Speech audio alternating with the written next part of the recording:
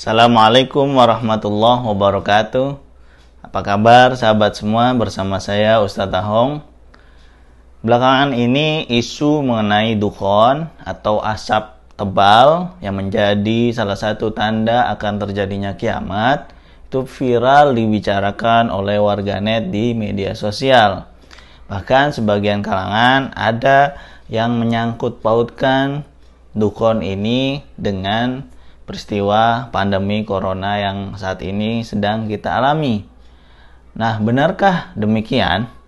Imam Muslim meriwayatkan sebuah hadis dalam kitab Shahihnya dari sahabat Hudzaifah bin Asid Al-Ghifari bahwasanya pada waktu itu sahabat sedang berbincang-bincang, kemudian Rasulullah datang menghampiri mereka. Rasulullah bertanya kepada mereka, "Sedang apa kalian?"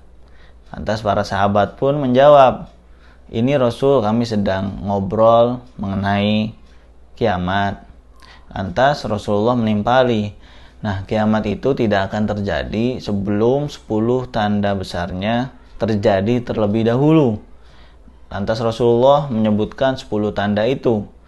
Di antaranya adalah terjadinya dukhon, asap tebal, yaitu keluarnya Dajjal, keluarnya binatang raksasa, dan seterusnya. Imam Ibnu Hajar Al-Asqalani dalam Fathul Bari menegaskan bahwasanya hadis yang disebutkan tadi memperkuat bahwasanya dukhon itu belum terjadi. Hal ini membantah pendapat sahabat Ibnu Mas'ud yang menyatakan bahwasanya dukhon itu sudah pernah menimpa kafir Quraisy, yaitu di saat kafir Quraisy mengalami paceklik.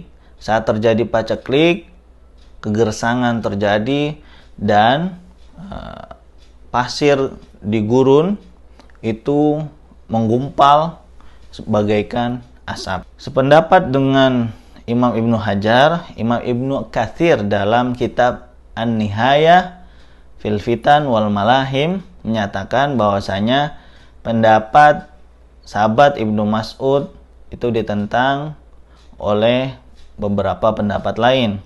Di antaranya adalah pendapat sahabat Ibnu Abbas, pendapat sahabat Ali bin Abi Thalib, dan pendapat sahabat Ibnu Umar yang menyatakan bahwasanya dukhon itu belum terjadi. Lantas, apakah para sahabat atau ulama memberikan ciri-ciri tertentu terkait dukhon? Ada beberapa hadis yang dinilai dhaif oleh Imam Ibnu Hajar Al-Asqalani terkait ciri-ciri terjadinya dukhon. Ketika dukhon itu terjadi, konon katanya terjadi selama 40 hari 40 malam. Saat itu langit dipenuhi dengan asap tebal, kabut, dan lain sebagainya. Selain itu juga ada hadis dhaif mengenai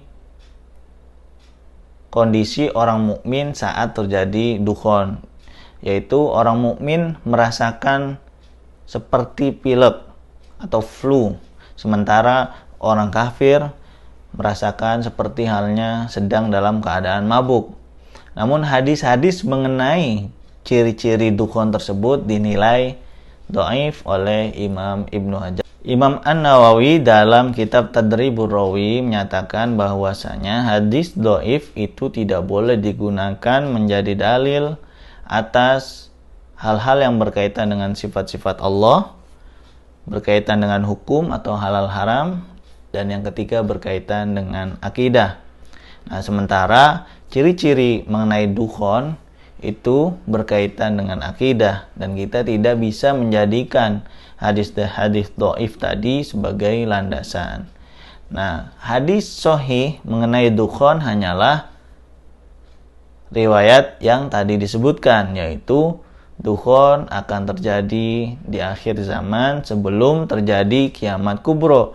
Kapan terjadinya kita tidak bisa memprediksikan, kita tidak bisa menduga-duga, dan kita tidak bisa memastikan.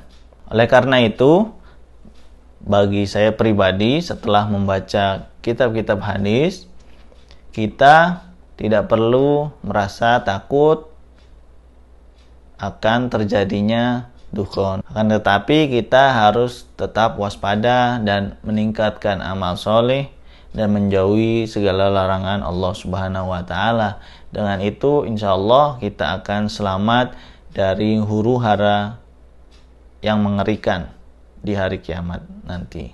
Sekian dari saya, Ustadz Ahong. Semoga bermanfaat. Wassalamualaikum warahmatullahi wabarakatuh.